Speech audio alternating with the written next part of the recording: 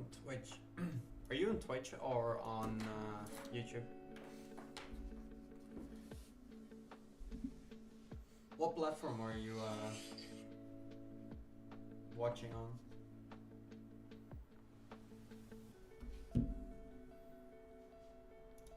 Oh, good man. Oh, okay, here. You're on Twitch. All right. Yeah, I can see it now. How you doing, man? Is music too loud for you or no? I can turn down the music if I have to.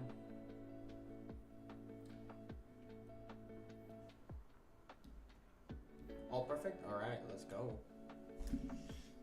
Alright, so we are creating the Rogue FPS game right now. What we have so far is just you have the FPS controller with ADSing and like firing of the weapon, reloading, stuff like that. Health bar at the bottom and the canisters which are going to be used to activate machines. You can only activate the machines using the parts, and if they run out of fuel you will have to pick up another canister. They'll drop from like enemy drops. But yeah, you can walk up to the machine, it says activated. If you put the canister in its position, the machine will turn on, and this is a mystery box, so you can just get a random weapon. And this will be the Pack-a-Punch. If I open this one, you can upgrade your weapons for credits. And as you can see, the fuel is right here. You have 10 uses whenever you activate a machine. Those are two of the machines that we currently have. I was just working on setting up the the player cache, so we have that in the UI as well. And after that, we're gonna be working on abilities. So we already have the player cache in here, so that's good. So let's go to our UI for a little bit and set it up in the player info. Should we do it here or in the weapon info? I'll do it in the player info, it's fine. Inside this, we're gonna add another horizontal box. By the way, if at any point you have questions, the BP is not nice. Yeah, right now it's just all spaghetti. It's all spaghetti, but I'm gonna clean it up probably tomorrow. I usually first code everything and then clean it up so it's functional, and then I'll make it look nice. But yeah, if you have any questions throughout the stream, just make sure to ask them, okay? I'll do my best to answer them if I can. We're just gonna make that a little smaller, and let's give this like a top and bottom of like 5, just so it's not like on the other things. And this will be the dollar amount, or just dollar basically. I'll make it a little bigger. No, I mean making BPs for me is not nice. Bah, you'll learn, man, you'll learn. Just have to stick with it, you know? That's all you gotta do. The more you do, the more you learn. Give it like 5 on the left. Something like that. And now I can give both of them a nice color. Okay. And now to get this money, what I'm going to do is I'm going to get a reference to my game mode. And from there, because I'm using an interface, I can call the get player cache number. Now we get the cache that the player currently has, and we can just run that in there like so. So it should say 0 because we don't have any cache in game right now. Yep, that works. Okay. I am going to scale it up a little bit more to make it the same as these guys. So I'll say 24. And we'll add shadow to it. And I'll say 2 and 2. A little bit of a shadow behind it. You're gonna add vehicles to your game? I don't know yet. The thing is, I don't know where I'm gonna take this with. It's probably going to be with maps that people are gonna be able to... I'm gonna build a level designer that people can use and upload their maps onto Steam so that you can play other people's maps. But I don't know if adding vehicles is going to be good for that. Maybe I'll add like small little vehicles in the official maps. Maybe you can like drive a car to like a checkpoint or something. But this is not going to be a survival game per se. This really is just like Call of Duty. Call of Duty zombies kind of thing. Monsters? Yeah, I have monsters in mind, or like enemies in mind. First of all, there are gonna be these mutants, which are gonna be like the zombies. So you have like different mutants. So these guys are gonna be the normal zombies. You're also gonna have like special zombies, which are like the monsters from like in games and stuff, or like if you know Black Ops 6, they have the Panzers and stuff. These are gonna be these kind of guys. Probably also add this guy as a special one as well. And then this is going to be more of a actual boss kind of guy. So I'll probably add him as a boss. And then I also want to add like enemies. Like players. Player kind of models. Harder to kill and that stuff, yeah. They're gonna be harder to kill. They'll probably also be a little bit bigger than this, because otherwise it doesn't really look right. They'll probably be like something like that. And but I also want to make actual player models, because the whole idea behind it is that they mastered how to control the zombies, and they're basically, the zombies are working for them, and you have to find a way to defeat the clan while surviving against the zombies is the idea. There's a lot more that's gonna be added, like I want to add like dogs and stuff too, but this is kind of, for now, the enemies that I'm gonna be focusing on the most. And I think scaling wise, they should be good to go like this. Yeah, those look fine. This one can be a little bit bigger still, but it's fine. We can tweak that later. And then this guy, and then this is the boss. Yeah, I think that's fine. But yeah, that's gonna be the general enemy types.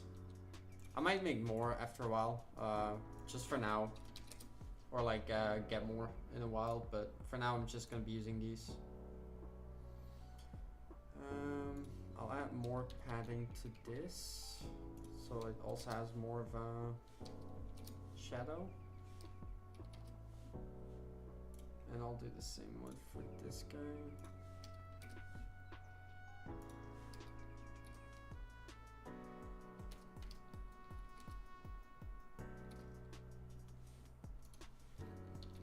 There you go.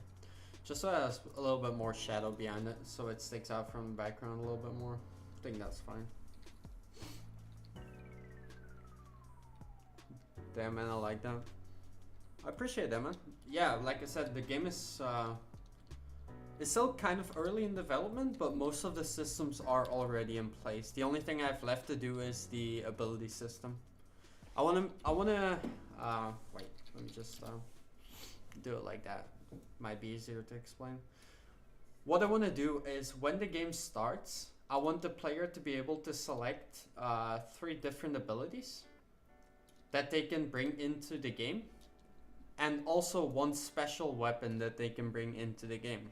So for example, you can have, let's say one ability, this one is more damage, more base damage for like shotguns. This one is faster mobility speed when after you kill an enemy. And then this one is, for example, when you're about to die, gain like invincibility for 1 second. And then the special weapon that people can like take into the game with them is, for example, like a grenade launcher or a grappling hook, or because I got a couple of them already here, but I just haven't quite set them up yet. Because I can make a lot of different weapons. So one of them will be like a grappling hook that allows the player to grapple to certain locations. So if you get stuck, for example, and enemies are killing you, you can use the grappling hook to like get away from it. You can bring like a flamethrower kind of machine gun-ish thing as a special weapon. Grenade launchers themselves. There's a ton of options that I can do with the system, so that's what I'm gonna be doing as like an extra on top of it. Just to add a little bit more gameplay mechanics to it. And during the game you will also be able to upgrade your player on top of the abilities that you can take into the game. So I will have this, it's like a gumball machine. It's this guy. And the whole point of this gumball machine will be, if you activate it with a canister, right? You will be able to get a random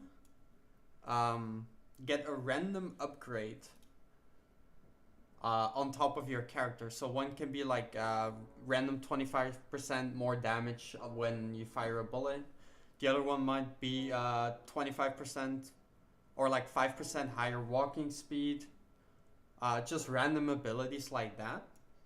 And also there's going to be a station like this, probably this guy, which will be challenges that you can complete in order to get either more points or get a random upgrade. It will be random. You can, every round it will basically change, and it will change between getting cash or a random upgrade. So if you need money, you can do the challenge, get some extra money, or if you need a perk, you can wait until the next round and then come back to see if there is a challenge for a certain perk that you like. Those are kind of the machines I still have to implement. And then I also want to do one for, I'm not sure yet if I'm going to do it, but I was thinking of adding one for upgrading your specialist weapons. So for example, the grappling hook and stuff, to upgrade those. But that might involve like a little Easter egg that you have to complete in order to upgrade those things, because I don't think just upgrading them with money is a good gameplay mechanic. So I'll probably make it so you have to upgrade them by completing a certain challenge. And we can also implement like little things like the games they have. Like if you look at, for example, Call of Duty, right? They have these little loot boxes around the map. So let's say you have this little vault and you can open it with a key. And if you open it, it has like extra money or a random perk or something like that in there. So we're also going to be implementing these like little crates around the map. And the good thing is, because I already created my inventory system, it is modular, so you can use it for every single thing. So I can say I can use it on this to give a perk to a player. I can do it on this to give a random class to a player. And I can use it on this, so when you open it, it gives you a random item as well. So that's already all implemented. The only thing that I need to do is decide what I want to do with it and what item it's going to require. Because right now all we have is this power canister. And these are gonna be like your in Call of Duty. What about map? The map is going to be, I'll show you the demo, but it's not going to be the demo. This is from the polygon itself, but I will create my own map, and I think it's going to be a Borderlands, Fallout kind of style map, which is like post-apocalyptic, probably. And I could also make it with like random weather events. So if there's, for example, a toxic storm outside, you have to go inside for a little bit and survive there. I can do that if I want to. I'm just not sure if I want to do that yet. You're gonna have to give me a second to open this map because it's pretty big, but that's gonna be like after a while. I got a developer, a friend of mine who's going to help me, create the map. So I'm just, once I have a working demo, he and I are going to be starting on actually creating maps for it.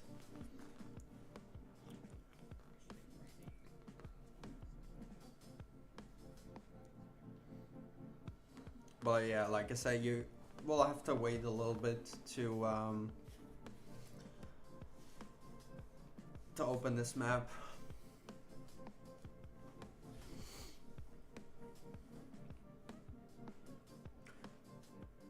For me, it's fine. Younger. Oh, appreciate that, man. What I am not certain about yet with this game is whether I want to only create one style or have one game that has the same mechanics but has like different visuals for the game. So one map might be all post-apocalyptic, and maybe I'll make like another map that is like, for example, that is like military style. How long did it take you to make all of this? All the mechanics that I made them yesterday. Yeah. I started this project yesterday at around like 5 p.m. Coded for like 4 or 5 hours, and just started streaming now. So maybe six hours in total for now. Oh, I've slept.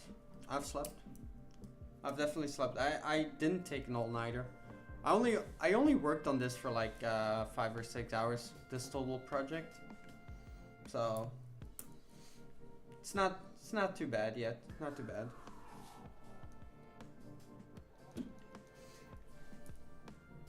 But yeah, loading this up takes a while because it's a massive map. I should have opened it before I started streaming, but I wasn't sure if I was gonna use it or like look at it today. So maybe I can just show you instead. No, all good, man. It's not your fault. I'll just I'll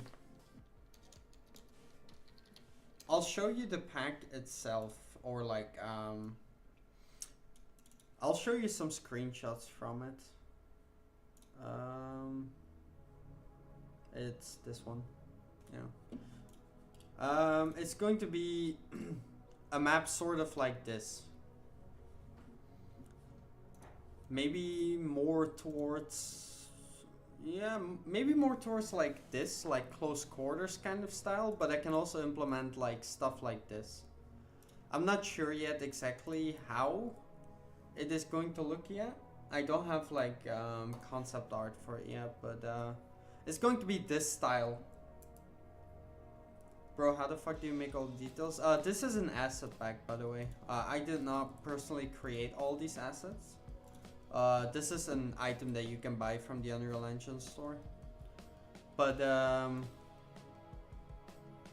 yeah, it's probably gonna be a map kind of like this. I think this is the most realistic that I'm gonna be able to create. So yeah, that's kind of the map that I was envisioning of creating. That's gonna be for like this map, but I'm thinking of adding a lot more different maps. Wait, I closed it down for no reason. Cinti. I was thinking of maybe adding more maps later down the line. So like one map can be like Egypt kind of style, and then another map might be ancient Egypt kind of stuff. Then another map might be like very fantasy kind of vibes. I don't know yet. The good thing is with the system that I have, I can go whatever direction I want basically. There's not a set direction that I have to follow. I can basically do whatever I want. So I'll probably play around with all of the packs and trying to see which one fit the map the best. But I cannot show you a map right now because I don't have I just don't have like the base mechanics now. Military pack, like that one. Yeah, military pack is really good. I've made a couple of projects with that. Also made one where it's like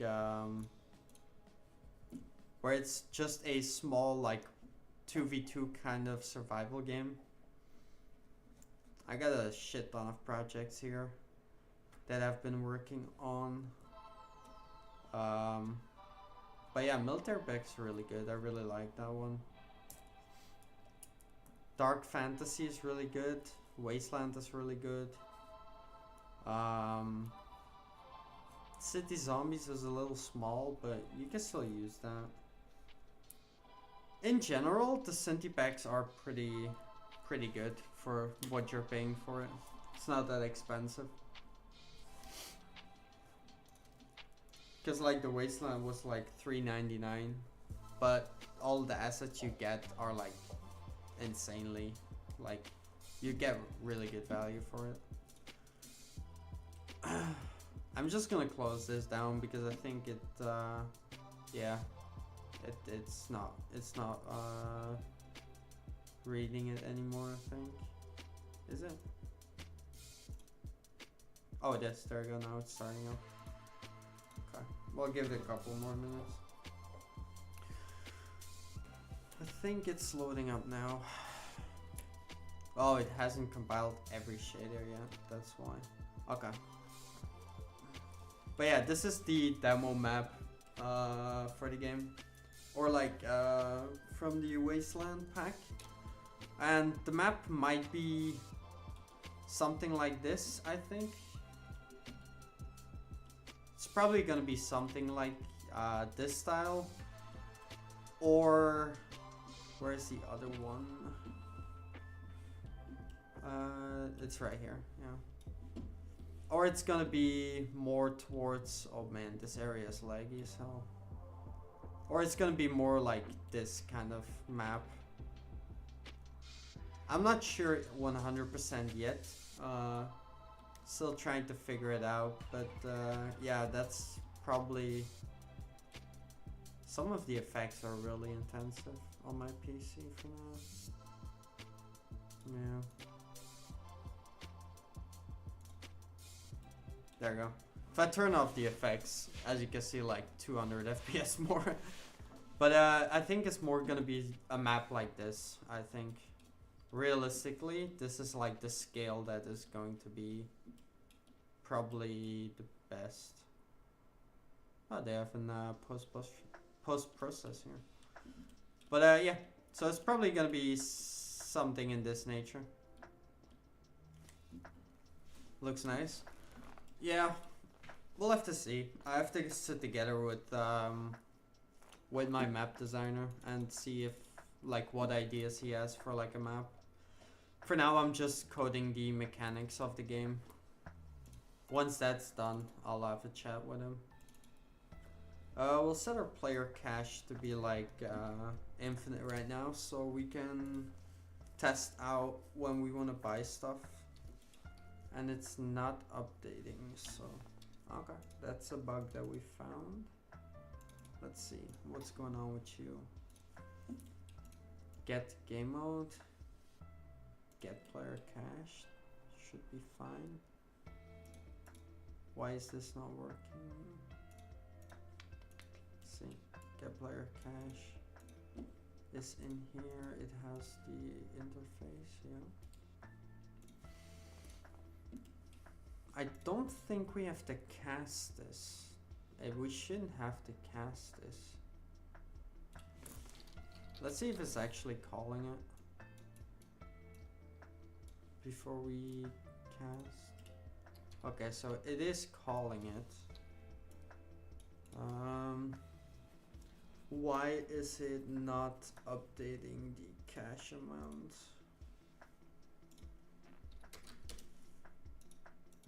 Is it too much? Oh, of course, I'm an idiot. We haven't actually... The reason it's not working is because we haven't actually set up the... we haven't set up the game mode in the world settings. That's why it's not working. Let's set it back and we'll set it to GM Rogue Survival. There we go. Now the money is actually updating. Okay, we'll set it back to our infinite amount. Just so we have infinite money to buy stuff with.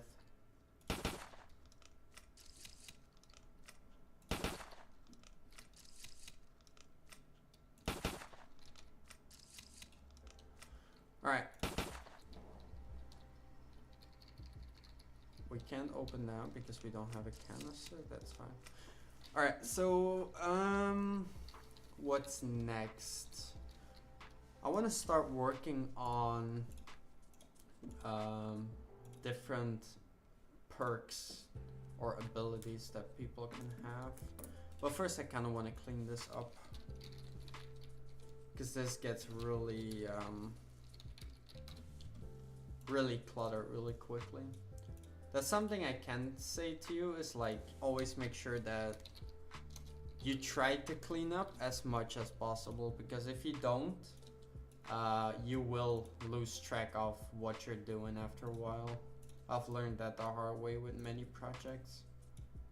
Just cleaning up a little bit is crucial.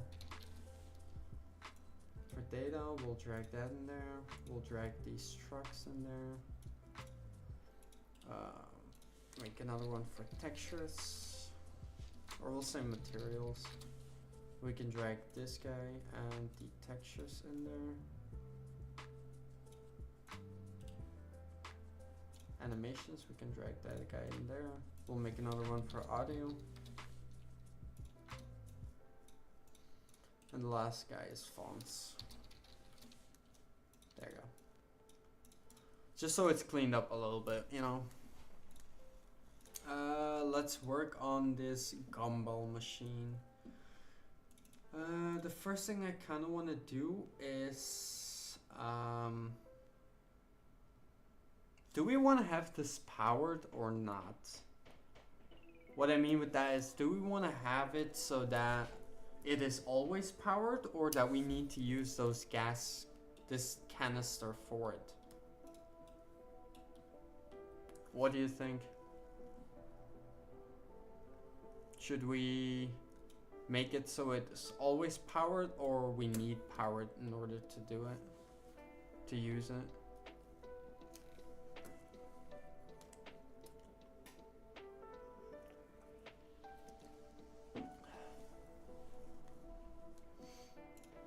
Because I'm not sure if I want to power it or not.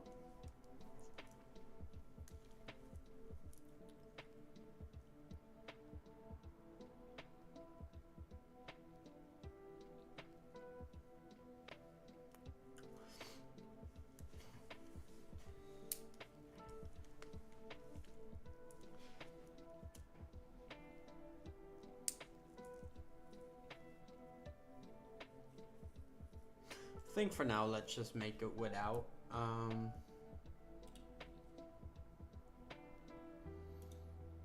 For now, let's make it without power, and then later we can still decide to do it if we want. But I don't think it's gonna be necessary. We can get rid of that. And we quickly need this gumball machine, so let's go into there, and we can assign that, like so. And this can be the gumball wrench. I can attach that to our mesh, that's fine. Reset the location. Now we just gotta make sure that it's at the correct location. So let's go into front view.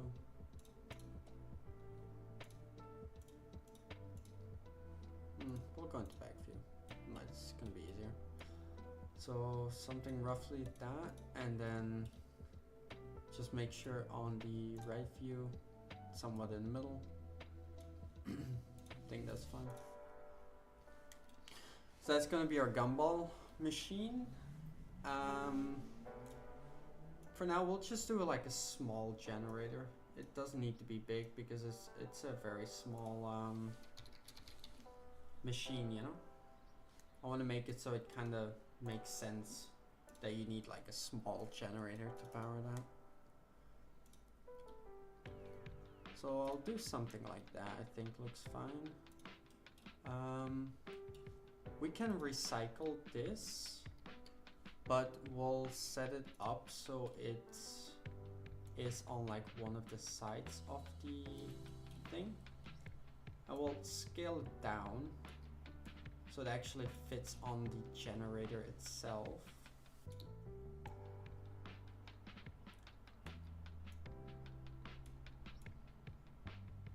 We'll do something like that.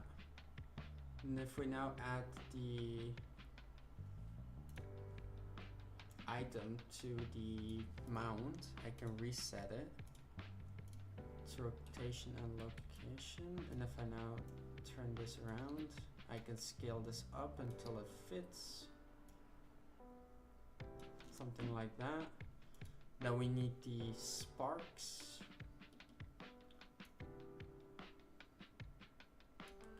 Need to go somewhere around here, probably. This entire generator needs to be like closer to here. Then for this guy, we can just put it in the back, like the exhaust coming from the back of the gen. I think it's fine. We'll just make it pop out from the back a little bit. There we go. We'll move this one back a little bit more, like so. This is Chinese for me. What do you mean with that? Because the only question, like I asked you if we should power this machine, this gumball machine, do we want to have it powered all the time? Or do we want to make it so that you have to power it using the gas canisters? So like, do we want to power this, make sure that this is powered all the time? Because I don't know what you're doing, haha, but I like it. Well, the thing that I'm wondering now is just like, you have these gas canisters, right? These power canisters, right? Whenever you pick it up, it grants you 10 uses of whatever machine you want. But now the question is, because we can use it on this guy, for example. There we go, now we can use that one, right? Now the question that I'm asking myself is, if I pick up some more, do I want to have it so that this machine, which gives you perks, do we need to power this as well or not, is the question. Because I can do that, right? I can power it on, there we go, now it's powered on, sort of. I still need to tweak the animation, like the effects and stuff, but now it's powered on. But do we want to have it that way or have it powered the entire time is the question. Because I don't know yet. Let's tweak this this light a little bit. Let's make it like Maybe like nice and green, I think fits the vibe more. We'll set the intensity to like 50. This to like 500. We'll set the spotlight to be around there. And we'll set this gen to be like rotated a little bit, so you can actually see the gas canister properly. Because otherwise people might get confused if they can't see it clearly. So let's see if we power it now, if it's better. Yeah, I think that's a lot better. Looks a lot nicer. The only thing is the embers, the effects. Just this guy. We just need to make sure that this guy goes somewhere around where the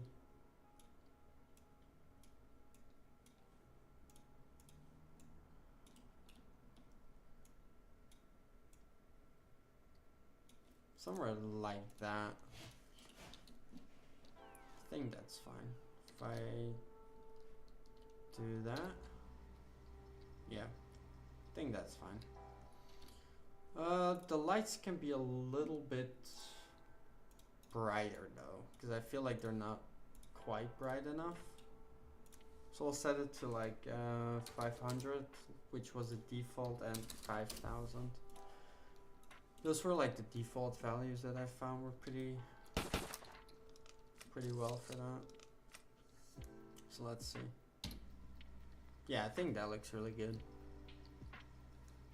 What do you think? Looks good or shit? Does the lights and stuff look good or not really? Looks super good? Alright, cool. One more thing I want to do is when it is powered,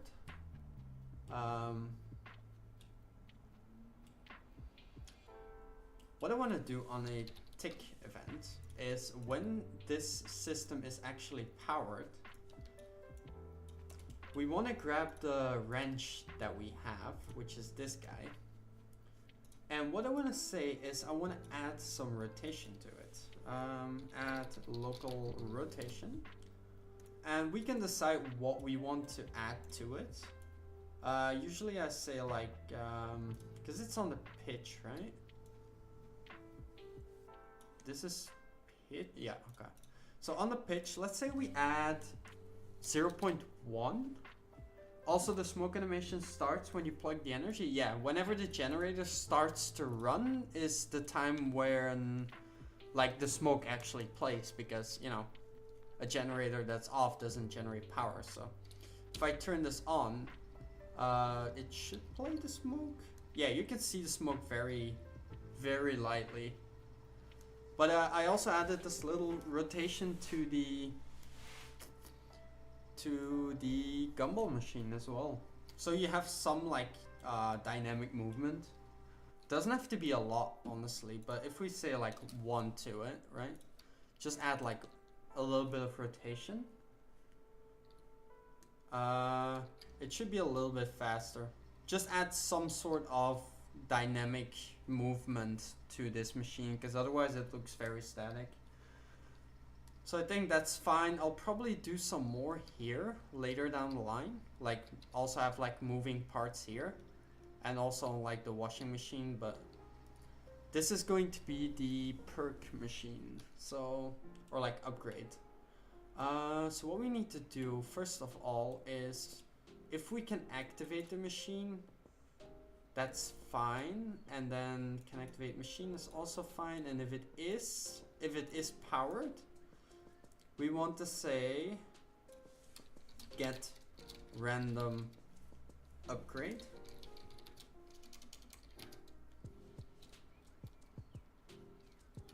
Get random upgrade, 10 uses left. We want the same thing here, so take everything and replace that. There we go. So now if I activate the machine, it should tell me that I can get a random perk. Get random upgrade, 10 uses left. Okay. But we also need to like put the money value on this. So we'll say money value for a perk. Let's say 1,000 credits maybe. It doesn't need to be insanely expensive because it's not going to be overpowered, you know? So I want to make sure that people can buy this like 10, 15 times if they have to in order to get proper upgrades. So we'll just put the monetary value on there, and then when we're actually coding the functionality of the machines, then we can see what the price was. So get a random upgrade is 1,000 coins, and we have 10 uses left. There we go. So that is going to be our little perk machine. Next is this challenge station, but for this I might change this into a UI. Change this screen into a UI when it's activated. I'm not sure yet. Now we have this little vault that we need to do. So let's actually do that. That's pretty fun to do. Because what we have to do for this is basically create a wait, this is a okay, yeah, this is pretty good. We can create a child from this, and we can say bb container, and I'll say vault. Okay. Now, on the range entered, exit, and interacted is where we wanna run our code on, because as you can see, if we go into here, the gas canister has its own little UI screen, right? If I hover over it, you can see it has its own little UI. It says power canister grants you 10 uses of a certain machine, right? But if we want to go over to the vault, we just want to have a little pop-up that says like open vault, right? Snuff Diving. Hey God, how you doing, brother? We just want to have a little UI that says open vault. So let's create that one real quick. That's pretty easy to create. We'll go into widgets and we'll create a new widget blueprint, which is going to be WB container and then interaction. Okay, so I'm just going to make a very simple one. We'll just make a little border. We'll make it black with like a little back, like semi-transparent background. We'll add some blur behind it, just so it looks a little bit nicer. Oh, I can't do that actually. First I need to blur. Border, like so. We'll make it black. 0.5. We'll set the blur to like 2. So it's a little bit blurred in the background. And then we just want to have some text. Okay, we'll make this to desired so you can actually see what it looks like. And if I set this to 5 or 10 or whatever, let's set this, and we'll say the E key, open vault for this, right? Open vault. We can then say shadow. We'll add the shadow. We'll say like 2.2, so it pops out a little bit more. That's gonna be our little interaction text. I'll make it a little smaller. There we go. That's our interaction text. So all we want to do, I actually also want to wrap this with a canvas panel so this never goes outside of how big it is supposed to be. So if you go into a background blur, I can set it in the middle. There we go. Okay. Now if we want to apply a little bit of an effect to this, what we can say in animations, we can create an animation for this, and we'll say, we'll get the background blur, okay? And we'll say transform, okay? And we'll make it pop out of, like pop into the screen a little bit.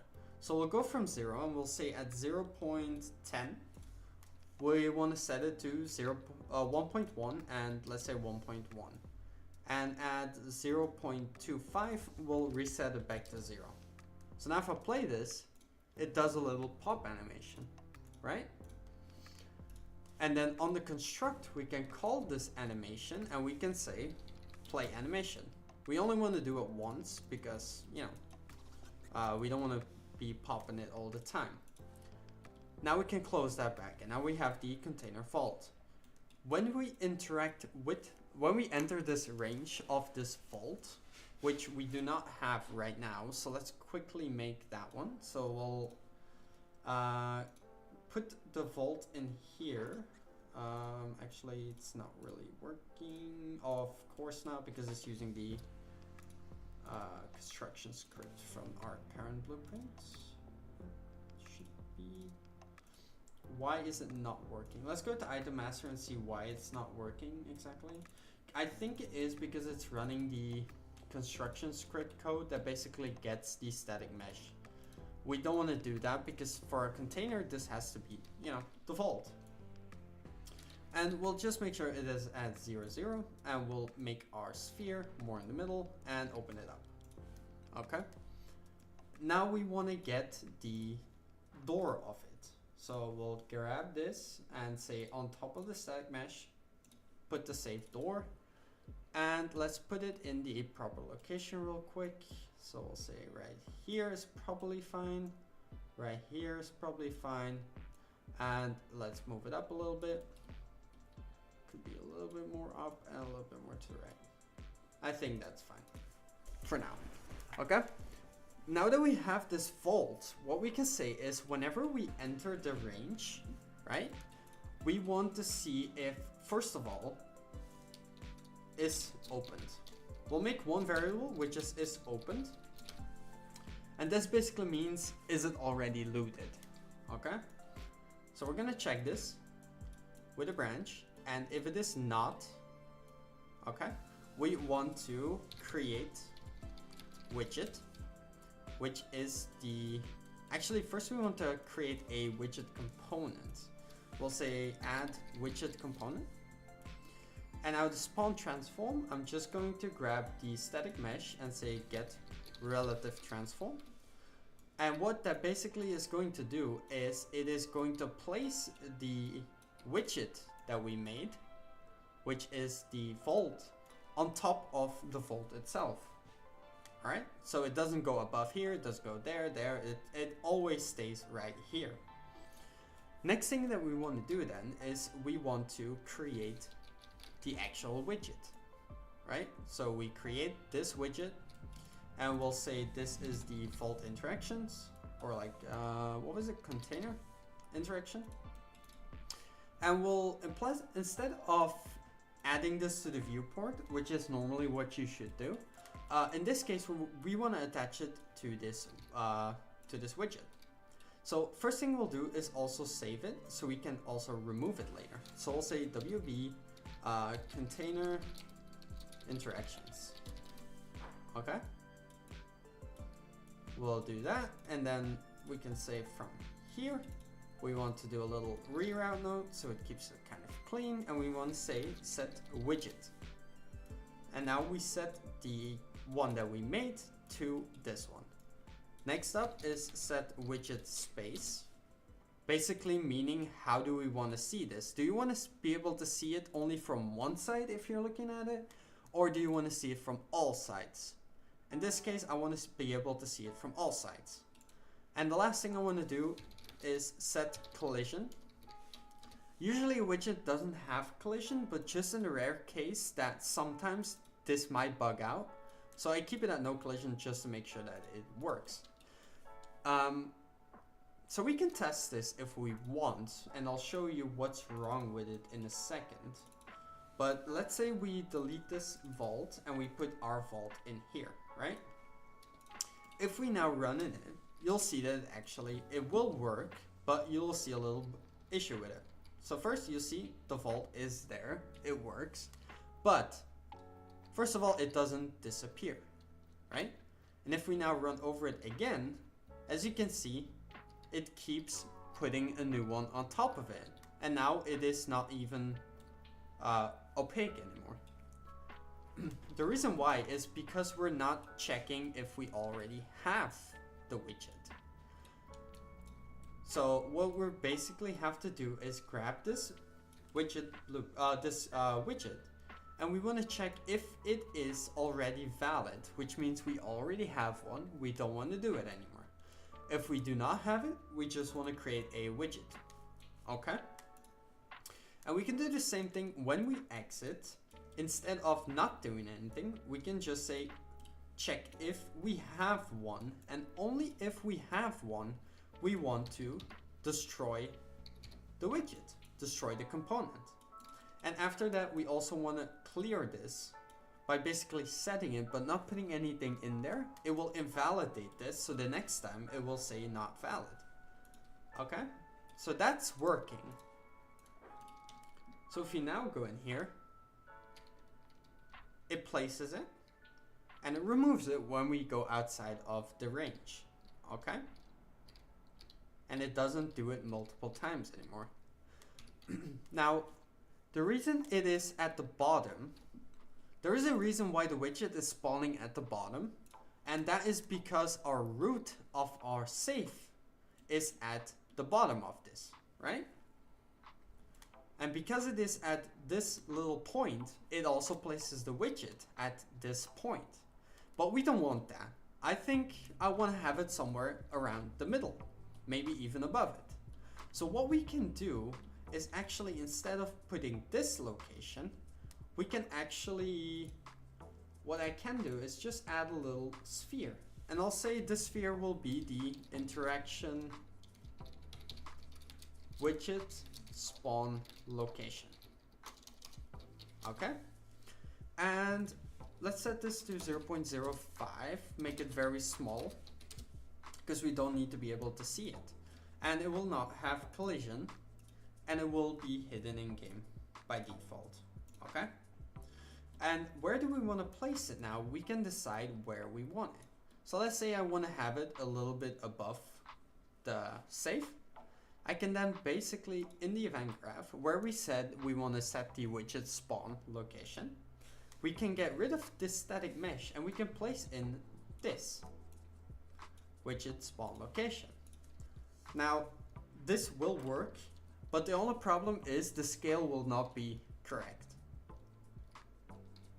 For a widget, I don't think it really matters too much, but I think it's good practice. So what you can always do is just break this and split these, and you can only use the location and the rotation but leave the scale at 1. So it always is at the correct scale. Now if we go, there you go. Now it's nicely above the vault and it's not longer down there. Okay, next thing I want to do is I want to add it. First of all, let's see if this vault actually has a handle, because I haven't actually seen it yet. Or is it called a safe? Yeah, it's, oh, it also has a handle. Exactly, that's why. I thought I was missing something, but let's add this handle to the safe as well.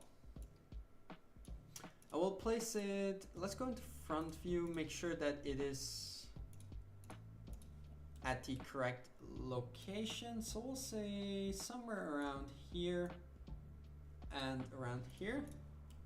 Should be somewhat in the middle. No, just need to move it a little bit more like that. And a little bit down like so. I will move it inward so you don't really see the top part. Okay. There you go. Now, I can't say anything else. I'm just loving it. Oh, thanks, man. I appreciate it. I appreciate that, man. So the next thing that we kind of want to do is we want to open the vault, obviously, before we can access the items. So we don't have the key for it yet, but we can look for it, right? We can create one, I think. If I have a key, or actually I think for this vault, I probably don't want to have like keys and stuff. I think I will just have that you can open them if you see them. I think that's more fun. So in this case, when we interact with it, the first thing I want to do is actually open the safe, right? I want to open the door. But before I want to do that, I want to add a little bit of rotation so it looks like it's opening the vault, and then afterwards it opens the vault like so. Okay? So what we're going to do is make a timeline first, and this will be handle rotation. Okay? And we'll say play from start, like so. And we only want to do this once, because we don't want to do it all the time. We just want to do it once, and when it's open, right? I will say, we'll make the rotation be like 2 seconds. I will just say 0, 0 to 2 and 1. Okay? And what we want to do is we want to get this handle, and we want to say set relative rotation. And what we can do is we can lerp get our pitch, I'm pretty sure. Yep, pitch. And let's say lerp. The value will be this alpha. And we want to lerp from our relative rotation pitch, which is our default pitch, right? And we want to lerp and we want to add a value to it. So let's say I want to add, let's say 900 rotation in 2 seconds time, okay? Now, if we go into the game and I interact with the vault, you will see that it will start rotating the handle. So I press E for interact. There you go. But as you can see, it doesn't look that nice. What we can say is add this. I think will look a lot better.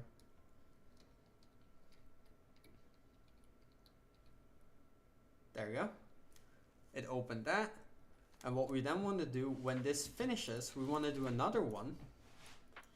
And instead of that, what we want to do is get our door, and we want to say, once again, set relative rotation. And this is also, this is on the yaw. And what I want to say is get relative rotation. And we want to do that. And we want to say lerp from this and from our default one. And then we want to add, this has to, okay, yeah, that makes sense. Now in our viewport, our thing has to go from 0, right? Which means closed, to, let's say 150. We'll say minus 150. I think that's fine. So we'll copy that, set this back to 0. And we can say to our pitch, instead of taking this and doing minus, you can do that, but it doesn't really matter in this case because it's 0 anyway. We'll just set this to be minus 150. Okay. Now if we open it, you will see that first the handle will kind of click open. So I'll move the gun out of the way so you can see it.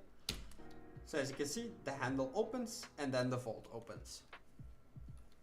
Okay, but this is quite fast. So I'll probably set this to be like 5 seconds maybe. And we'll also make this auto so it looks a little bit better. So auto that. There you go. Now let's look at that. So you press E, the handle opens and the vault opens just like that, and the item will be in there. All of that just for animation door is crazy, right? Not really. If you have to animate it yourself using keyframes, it will take a lot longer, and you can't really do that in Unreal Engine because you don't have bones on a static mesh. So this is the best way to do it, is using the timelines. But it only took like what, 3 minutes to set that up? It's not crazy. It's very basic code, but unfortunately we do have to do it this way right now. So the next thing we want to do is, if this vault is open, right? we want to actually spawn the item inside. And right now we only have one item, but we can say in here, I think I have this. No, but we can set that up. We'll say item, okay? And this is the item that's inside the vault. So in this case, we'll just say data table row handle. And our data table is our items, and we'll say power gas canister, okay? And now what we want to do is, one more thing I quickly want to do inside of the structure for this. And this is something I haven't planned for, but it's something that I might need to do if I want to spawn them inside. If you place an item there and want to pick it up with E, does it let you pick the item, or does E open the vault interface? The problem, what you can do is once your safe is open, so on the completed, when the safe is actually open, you just grab your sphere, which is your collision basically. You say set collision enabled, set it to no collision, okay? And what that is going to do, this is going to call the on-range exit, so it will remove the widget, and it will not allow you to interact with it anymore. So I can open it once.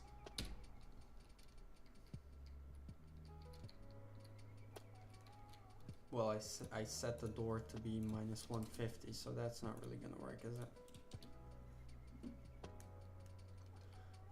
E, it's gonna open the vault. There we go. And now, wait, it's still allowing me to interact with it? Wait, what? Oh,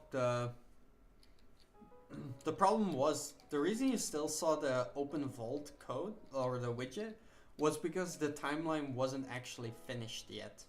So what I might do is, instead of waiting for this to finish, we might just do it here. Because when you're opening the vault, you don't want to do anything else anyway. You don't want to give players the control to do something anyway, so I'll just keep it like this. So as soon as I open the vault, as you can see, the widget disappears. And there you go. And doesn't matter if I go away, if I come back, as you can see, it will no longer show the widget, which means it no longer interacts with the world. Okay? It's a good thing that you said that, actually, because I kind of forgot that. That's actually good. That was a good suggestion. Thanks, man. Next is the... Okay, right here. What we also want to do instead of all of this, we also want to have a actor reference. But it's going to be an item master class reference, and we'll say item class. Okay? Now the reason we want to have the class reference itself is because once we open this vault, I'm actually going to run a sequence on here, because we want to open a vault, but otherwise if we wait for the finished, it will spawn when the door's already opened. Instead of that, now we can say, like, after 1 second, we want to spawn actor from the class, and the item we want to spawn is actually by splitting this and say get data table row and getting it from our data table. And now we can actually break this based on the item struct, and we want to spawn the actor of this item class. We want to spawn that.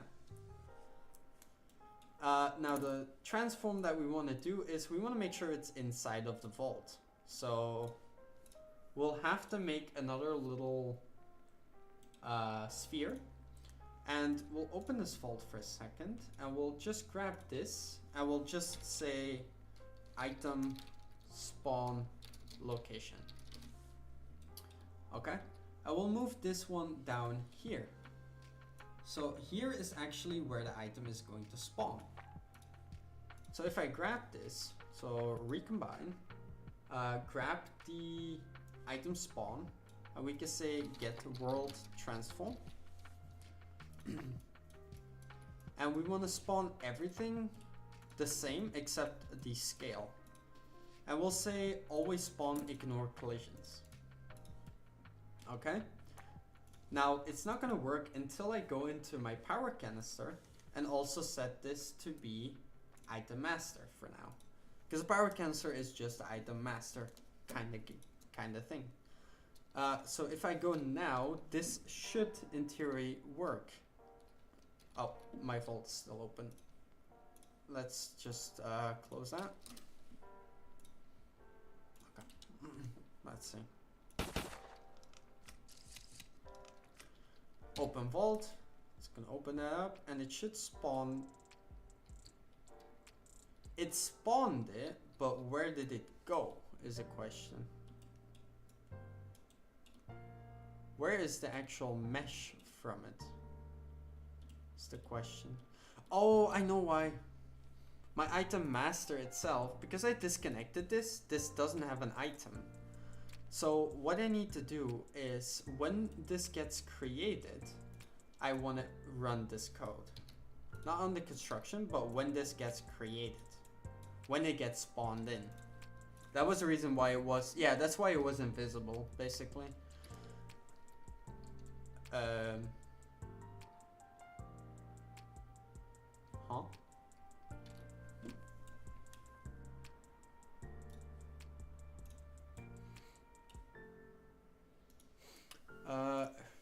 Yeah, let's just, for now, instead of that, let's just replace this and we'll just say,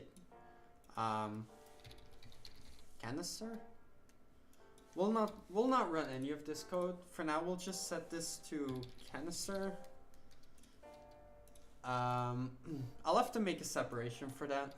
It basically replaced it with the gas canister because this is a child of the master, which is a canister. But it should work if I open this vault now. There we go. Now the canister is here.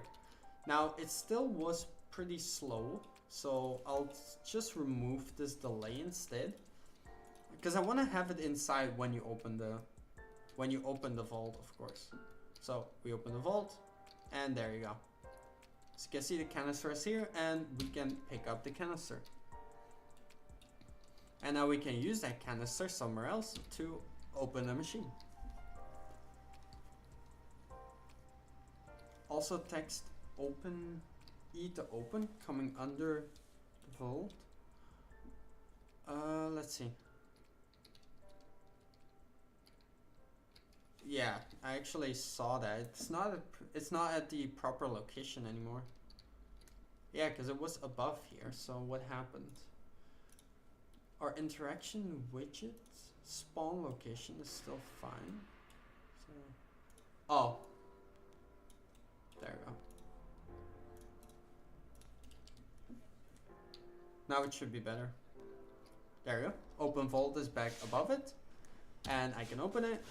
It's gonna open the vault, and there we go. We can pick up the power canister, and we can use that to power different machines. That's fine. I quickly fixed it. It wasn't a big bug. It was just inputted the wrong location. But yeah. So now we have pretty much all the machines working. We have the gumball machine. We have vaults. We have mystery box. We have a upgrade machine. I think the only thing left is the arcade machine, and after that we are done. But what I also quickly want to do is just add some more polish. Inside the vault at the item spawn location, we're gonna add a little point light. Okay, and let's open the door and see how it looks if it's open. So this is if it's open, and we want to add this little point light somewhere right here-ish, and we want to, or maybe above, and we want to set it to less. Let's say 75 or like 80, and we can make it like nice and yellow. Maybe we'll set it to like 250. There we go. Okay, and what we can say now is when we open the door, we just want to set the intensity. Okay, we want to lerp this again. So lerp based on this alpha, and we want to set it from 0 to, what was it, 150? No, 250. We'll set it to 250. It's gonna add a little bit more polish to it, so it's not just like an empty looking vault, right? So if I open, oh my god, my vault is open again. Set it back.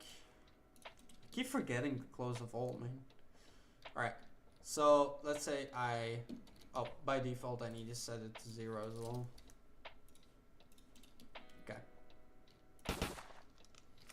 Let's say I open this vault.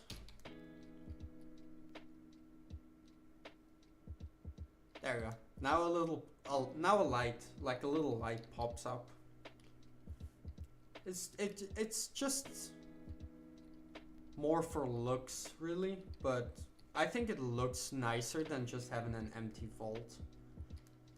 We can pick up the canister, and we'll just make it so that after it's picked up, after like a certain time, or like when it's picked up, the vault closes again, and you can come back like in 5 rounds or something. Okay? So we'll just make it so it stays open until we have interacted with it. Is destroyed? Is actor being destroyed? Because when we interact with it, we also check, we destroy the actor afterwards. So what we can do is just check this. Check if it is being destroyed. And as long as it is not destroyed, we just want to loop this to keep checking it. The moment it does, however, what we want to do is we want to run a custom event here, which is basically this. And this is going to be reset door. And it's going to be reversed. Okay? And if it is, we just say reverse door. Reset door. There you go. Okay? So now it should, in theory, if everything works, we should be able to open it, and it should stay open until we pick up the item from it. So it shouldn't close. Now the moment I pick it up, it should be destroyed, and our code is not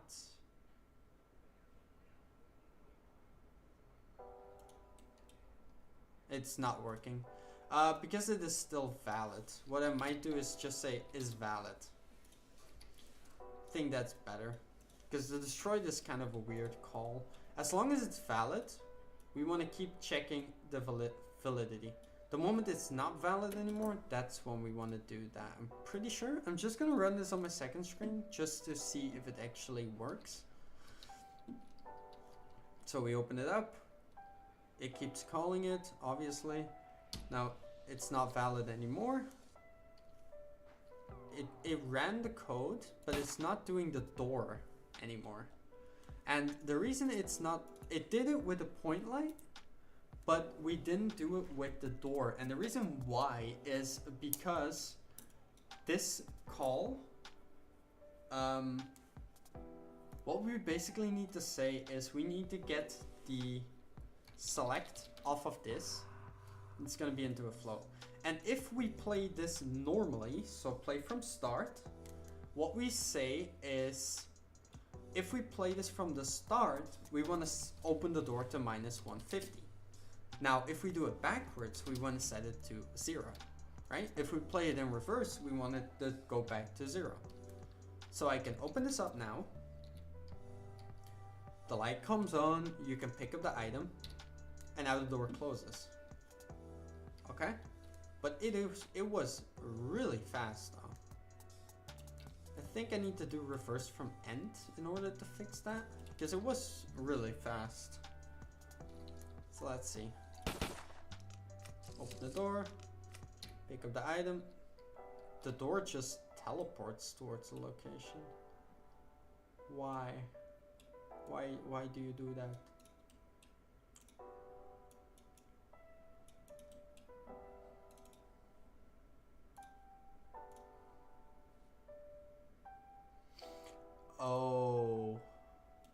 we do it in reverse, it goes from 1 to 0, right? So instead of this, what we want to do is say 0 is that, and this is minus 150. The reason why is because we were constantly checking this door, its relative location. When we say it go back to 0, it instantly TPs back.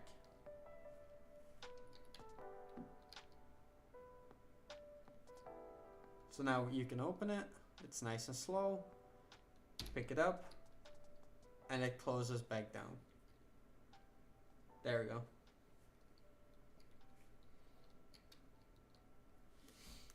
And now we can't interact with it. The reason why we can't really continue right now is because once this is closed, we want to check which round you opened it on, and you don't want to be able to open back up in the same round, right? But what you would do is just add a little delay here. Let's say I add 10-second delay, right? And after that, I just want to get, the only thing I have to do in order to make this work again is just grab this collision, place that here, okay? And after that, we want to say customer event from the do ones and say reset vault. And that's all you would need to do. You just put the collision back on, collision enabled, and after that you just say reset vault. And that's all you need to do basically. So if I now go, and this only happens if the item is gone. So it doesn't reset until the item is out of the vault and the door is closed, right? So there you go. And if I now wait 10 seconds, we should be able to open the vault again. See if it already did. There we go. And our vault opens. We can pick up our item again. It closes back down. And now we can wait another 10 seconds for it to open again, basically. And the cycle continues. But we want to do it based on rounds. And because we don't have a round system yet, we can't really implement this yet. So we'll leave it like this and just make sure that we come back to this later down the line. But yeah, that's basically the vault. This is the gumball machine, mystery, and pack-a-punch. Still need to fix it when you're sprinting and you jump and ADS at the same time. It kind of bugs out your arm. Still need to fix that, but if you jump normally, it's fine. It's only if you like sprint. It's like sprint jump ADS, let go of sprint. It's like a little bit buggy. I will farm abuse this. you can farm abuse it if you want, man. I'm gonna set it up so you can only use it once per round, so it's not really going to be that good of a strategy. It's just made so people can get extra items in case they need it, you know? And it will also be like, you will have multiple vaults around the map, you know? It's not like you'll only have like one vault. So you can like open this vault and then you can go here, open this vault, go back. You can like open your item and the door will close. And you can go here, collect your item, and now you have 2 items that you can spend. So let's say I want to open the mystery box and the pack-a-punch. You're gonna add coins there? What do you mean with coins? Like in the vault? Do you mean in the vault?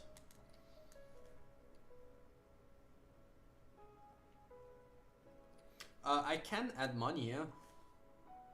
With the system that I've created, it doesn't matter what I add. I can add whatever item I want, basically. So let's say, I don't know, let's say the vaults, right, have a random chance to not have anything, right?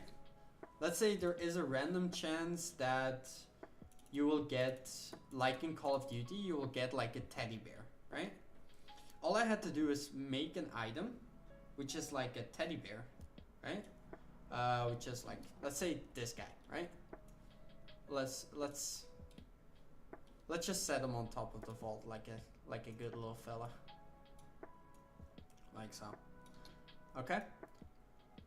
All I had to do is create a data table with the teddy bear, get an item class for it, make a thumbnail, or like in this case, if it is a teddy bear, you don't want to be able to pick it up because it just means there's nothing, right? But yeah, that's all code I have to like write as soon as I put more items in it. But yes, you can add money in there. You can also add random perks. You can add grenades, tacticals, stuff like that. And when you pick that, you're adding X points. Yeah, you can easily make it so like if there is money in the vault and you pick it up, it just adds money to your money counter down here. But I don't have it right now, but I can implement that pretty easily. That's why I have this system so modular, to make sure that I can do pretty much whatever I want with it without breaking it. Teddy bear. Teddy bear. But yeah, it's almost New Year, so I am going to cut it short. I'm gonna end the stream. It is a short stream, I'm sorry for that. But because it is almost New Year and my child and my wife are gonna be home in a little bit, so we're gonna celebrate some New Year. Have a nice drink, have some fun. So I am going to cut the stream short a little bit. And when do you think we can play one match? It really depends how fast the progress goes. I can't say for sure. If you want to stay updated, you can always message me on Discord, or you can always look at my YouTube channel, because I will be posting a lot of updates, and as soon as I can do a playtest, I will also like release it, you know? But I can't say an exact date because, as you can see, we're pretty early in development stages. So it's gonna be a little bit still, but I'm excited, man. I'm happy you're excited too about this. Anyway, man, I'm gonna cut the stream here.